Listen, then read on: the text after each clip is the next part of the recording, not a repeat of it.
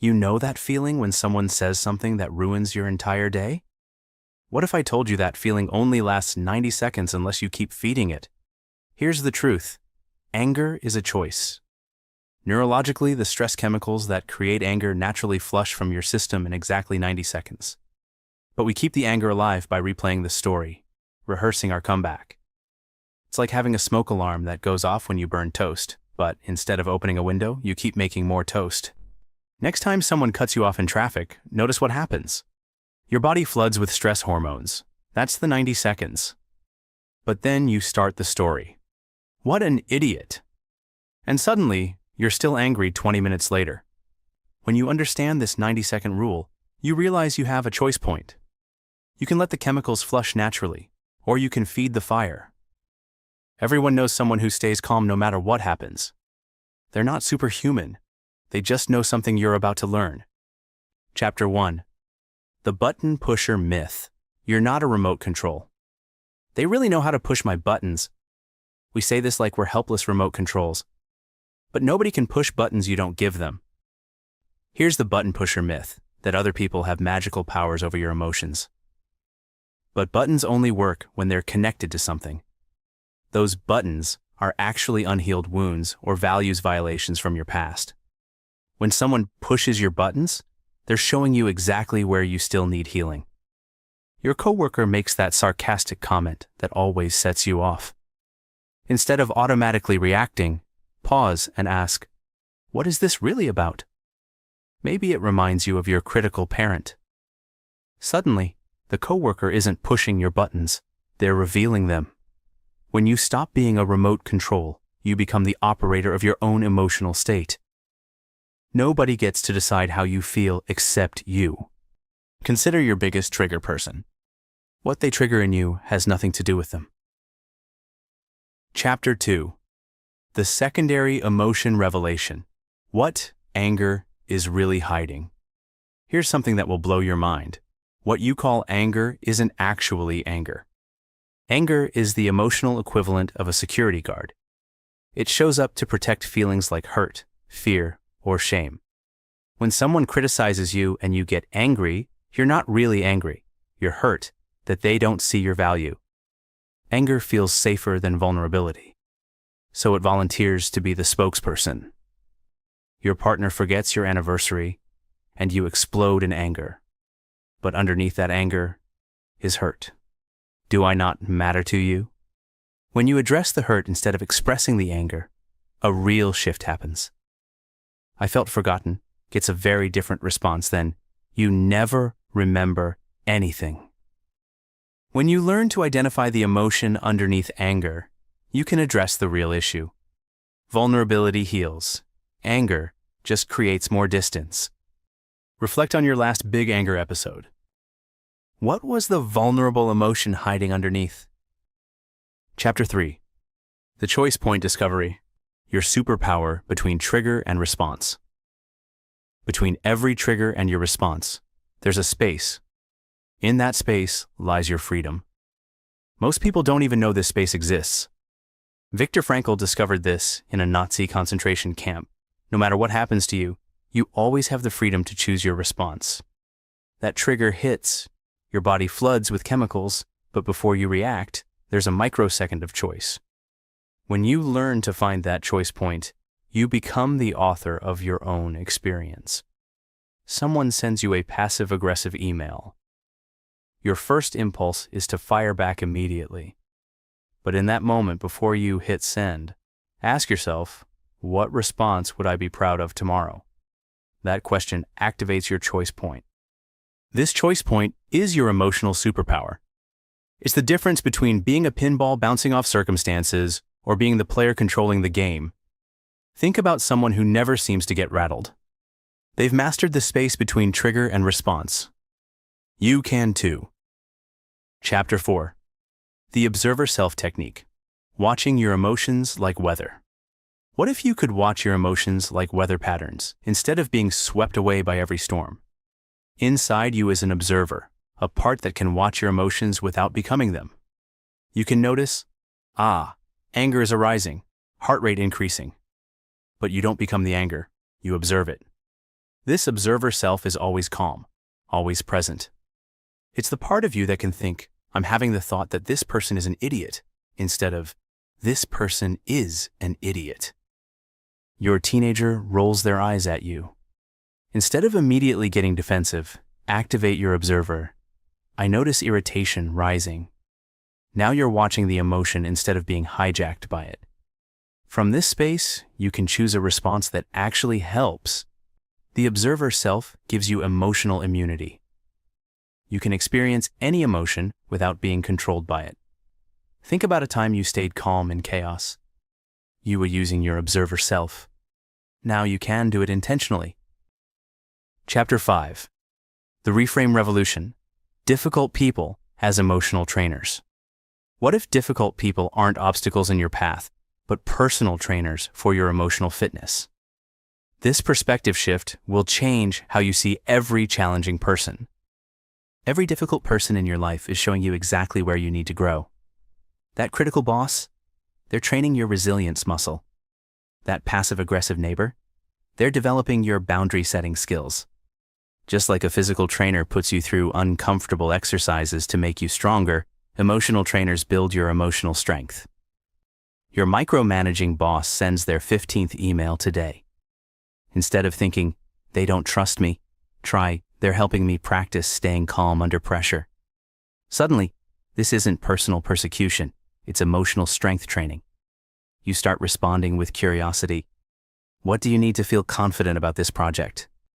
When difficult people become trainers, you stop being a victim and become a student. Every interaction becomes an opportunity to level up emotionally. Examine your most challenging relationship. What strength is that person helping you develop? Learn something new? Hit that like button, share it with others, tap subscribe, and stick around for more. Got thoughts? I'd love to hear them in the comments. Chapter 6. The Boundary Blueprint. Protecting your peace without walls.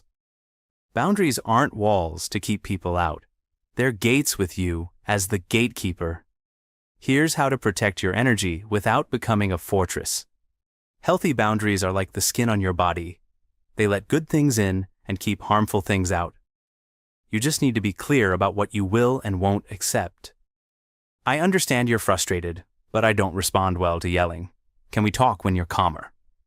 This isn't aggressive. It's assertive. Your friend constantly complains, but never wants solutions. Instead of getting frustrated, set a boundary.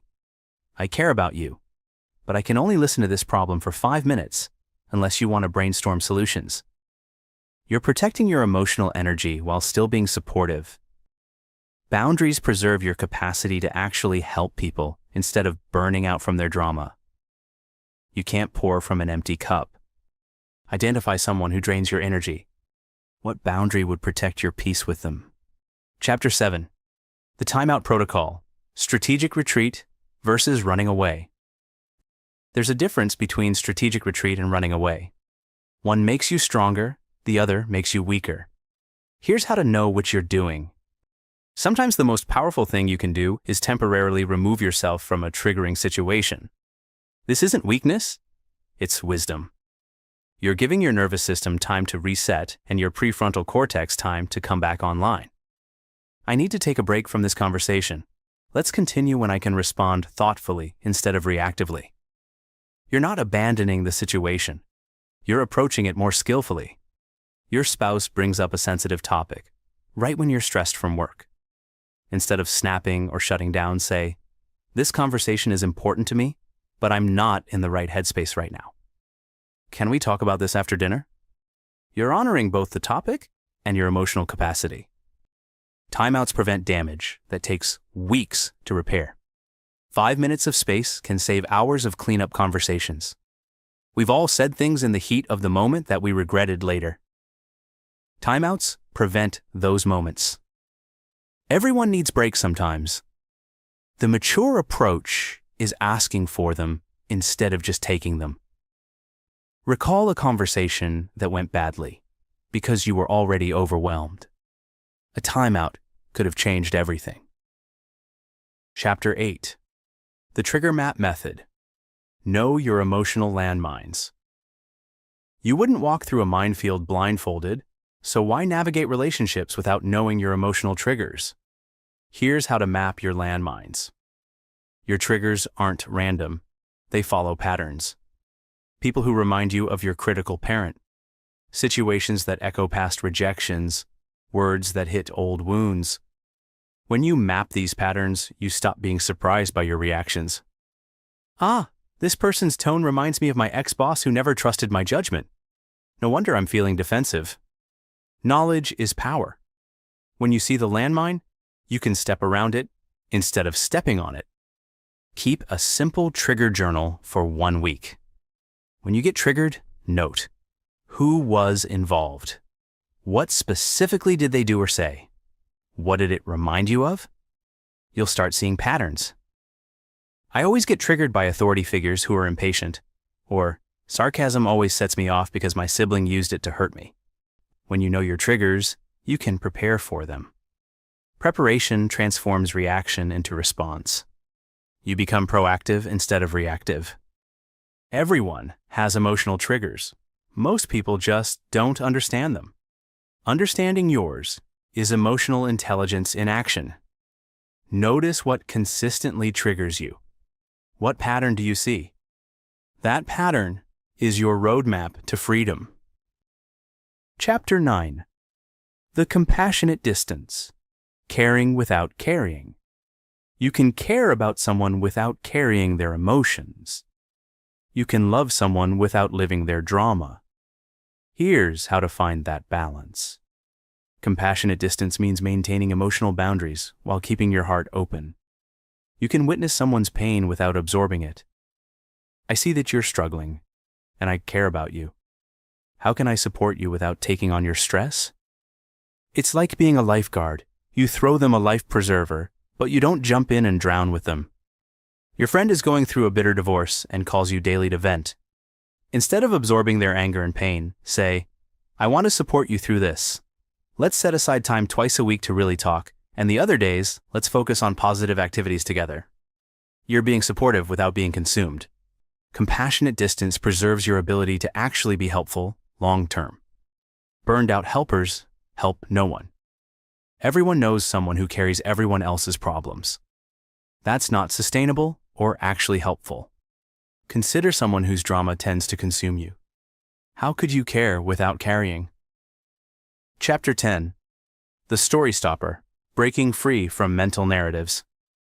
You're not experiencing reality, you're experiencing your story about reality. Change the story, change your emotional experience. Here's how to become the editor of your inner narrative. Every time someone triggers you, your mind creates a story. They don't respect me. They're trying to control me. But these are interpretations, not facts. What if their sharp tone means they're stressed, not that they dislike you? The story you tell yourself determines your emotional experience. Your boss gives you feedback in a curt email. Story number 1. They hate my work and want to fire me. Result: anxiety and defensiveness. Story number 2. They're busy and want to help me improve quickly. Result: curiosity and gratitude. Same email, different story. Completely different emotional experience. When you become conscious of your stories, you stop being a victim of your interpretations. You become the conscious creator of your experience. Reflect on a recent upset. What story did you tell yourself? What other story could you have told? Knowledge without practice is just entertainment. Here's how to turn these insights into your new automatic responses. This is where transformation becomes your new normal. Integration happens through consistent practice, not perfection. Start with one technique and use it for a week. When someone triggers you, remember the 90-second rule. When you feel reactive, find your choice point. Each time you choose a new response, you're rewiring your brain. For the next week, pick just one technique, maybe the observer self. Every time you feel triggered, say, I notice emotion arising. That's it. By week 2, this will start becoming automatic. Small, consistent changes create massive transformations over time. The person who never gets bothered by anyone isn't born different. They've just practiced these skills until they became automatic. You can too. Everyone admires people with emotional mastery.